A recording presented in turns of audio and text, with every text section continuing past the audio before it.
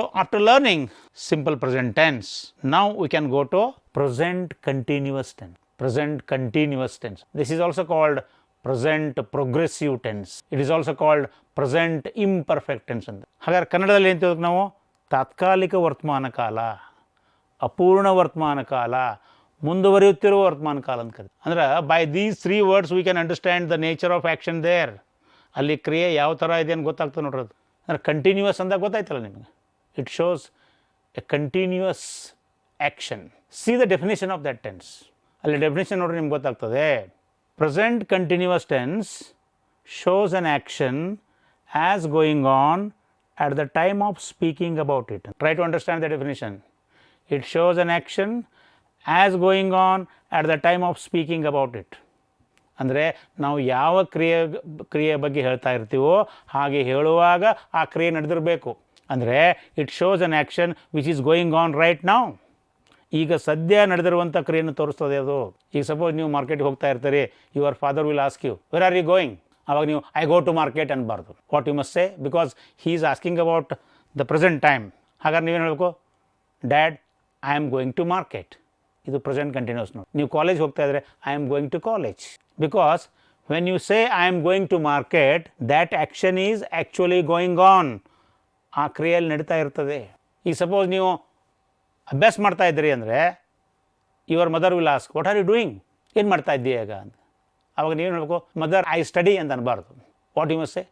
Mother, mom, I am studying. I am studying. ನೀವು ಓದ್ತಾ ಇದ್ದರೆ I am reading this novel. ಹಾಗಾದರೆ present continuous ಅನ್ನೋದು ಯಾವ ರೀತಿಯ ಕ್ರಿಯೆ ತೋರಿಸ್ತಾ ನೋಡ್ರಿ.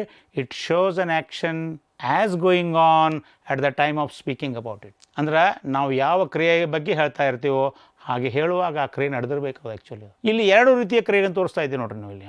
ಸ್ವಲ್ಪ ಅಲ್ಲಿ I have given examples there. ಅಲ್ಲಿ ನೀವು ಯೂಶ್ವಲ್ದಲ್ಲಿ ನೋಡ್ತಾ ಇರ್ಬೋದು. ಈಗ ವೆರ್ ಆರ್ ಯು ಗೋಯಿಂಗ್ ಅಂದಾಗ you can say I am going to market. There that action is actually going on. ಅದಕ್ಕೆ ನಾವು ಪ್ರೋಗ್ರೆಸಿವ್ ಟೆನ್ಸ್ ಅಂತೀವಿ ನೋಡ್ರಿ. ಪ್ರೋಗ್ರೆಸಿವ್ ಯಾಕಂತೀವಿ? Because the action is in progress. ಕ್ರಿಯೆ ಇನ್ನೂ ನಡೀತಾ ಇದೆ, ಪ್ರಾರಂಭ ಆಗಿದೆ, ನಡೀತಾ ಇದೆ, ಇನ್ನೂ ಮುಗಿದಿಲ್ಲ. That is the action there. The action has started, now also going on, not yet completed. ಹೌದಾ? ವೆರ್ ಆರ್ ಯು ಗೋಯಿಂಗ್ ಅಂದಾಗ I am going to market ಅಂದರೆ ಆ ಕ್ರಿಯೆ ಸದ್ಯ ನಡೀತಾ ಇದೆ ಅನ್ನೋದು. But when I ask you about your job, something like, ಏ what are you doing nowadays, then you will say sir I am working in a school, I am working in a bank. When you say I am working in a bank, it does not mean that action is going on right there, right now. ಆ ಥರ ಏನಲ್ಲ.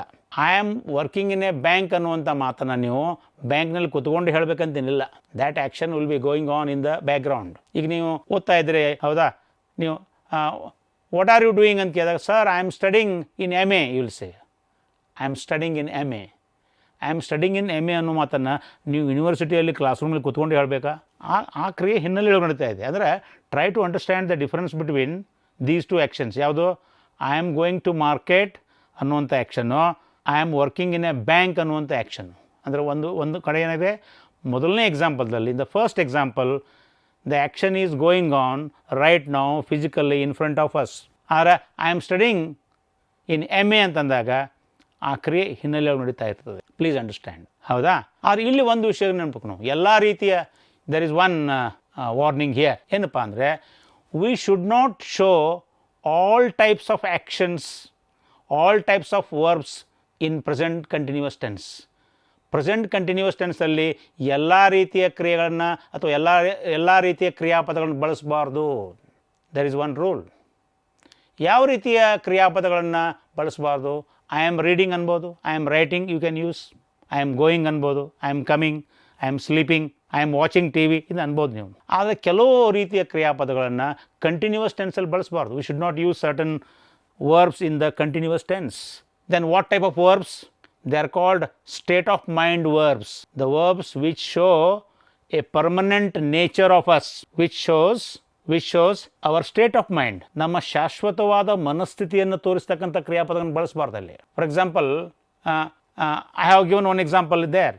I can say I love cricket, but I cannot say, I should not say I am loving cricket. If I say I am loving cricket, it is wrong.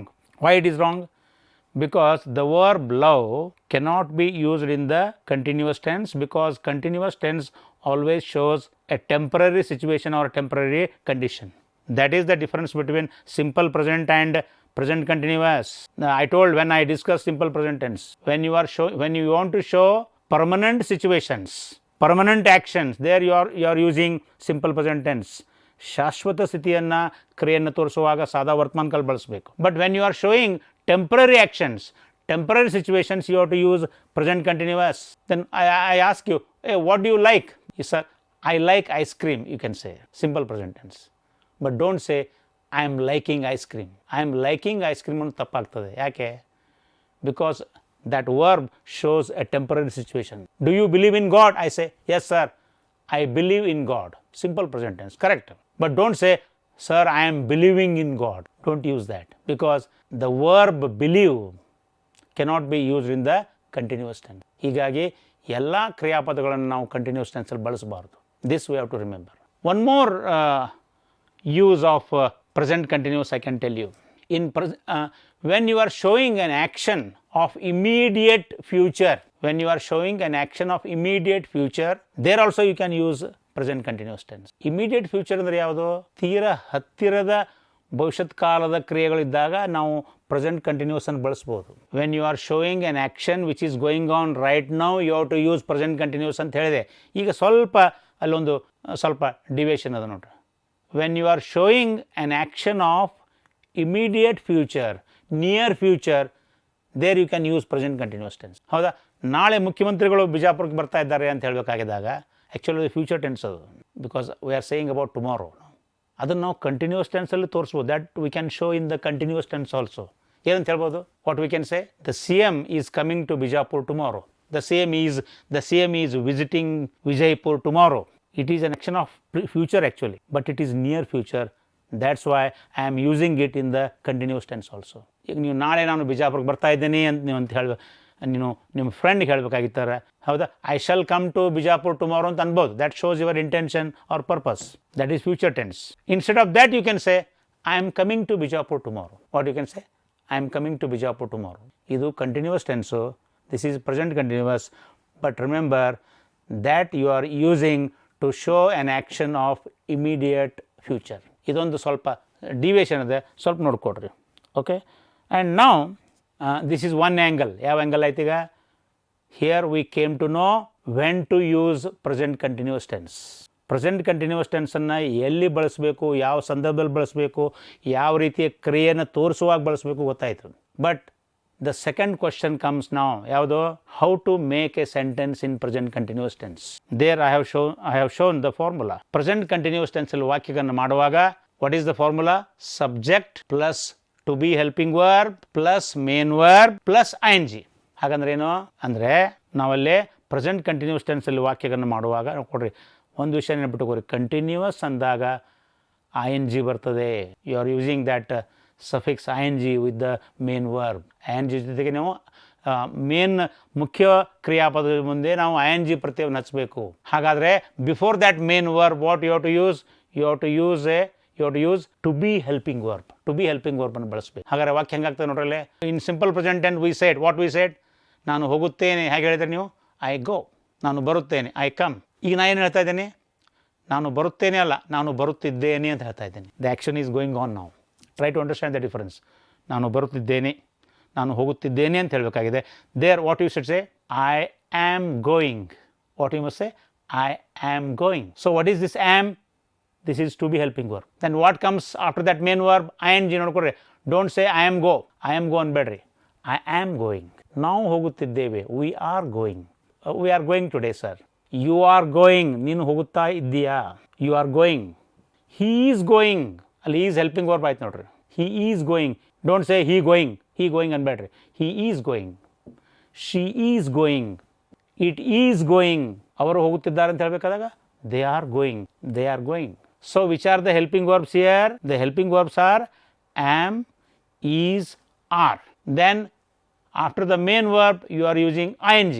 So I am writing, we are writing, you are writing, he is writing, she is writing, it is writing, they are writing. So how to practice at home? Once or twice you have to say it to yourself. I am coming, we are coming, you are coming, he is coming, she is coming, it is coming, they are coming. Okay? ಈಗ ನೀವು ಆಟೋದಲ್ಲಿ ಬರ್ತಾ ಇರ್ತೀರಾ, then your father is asking you, ಏ where are you, ಅವಾಗ ನೀವು ಹೇಳಬೇಕು I come ಅನ್ಬಾರ್ದು. What you say, I am coming dad, I am coming, I am in the auto, I am coming. Okay, I told you once again, ನೋಡಿರಿ, when you are practising these tenses, please take some Kannada sentences and try to translate them into English. ಆ ಕೆಲಸ ಮಾಡಿರಿ, there you will learn the real English. Okay, this is called present continuous tense.